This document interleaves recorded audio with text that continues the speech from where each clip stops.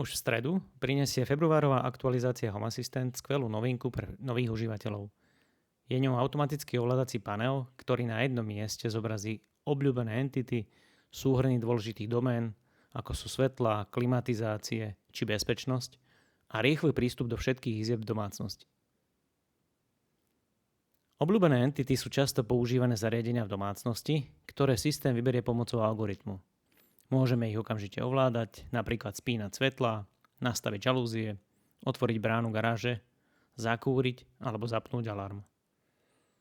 Súhrny zoskupia svetlá zo všetkých oblastí do jedného panelu, z ktorého ich môžeme jednoducho ovládať. Rovnako je to s doménou klimatizácia, ktorá zahŕňa termostaty, ventilátory, tepelné čerpadlá a tiež žalúzie.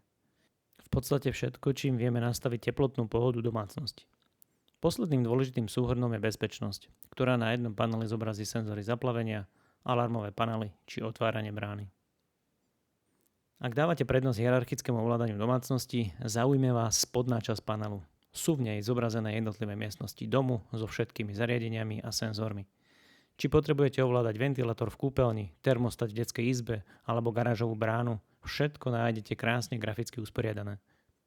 Nevyhnutnou podmienkou správne vygenerovaného automatického panela je priradenie miestností ku všetkým zariadeniam a senzorom. Ak to zvládnete, Home Assistant vám dokonca oznámi, že všetky zariadenia sú usporiadané.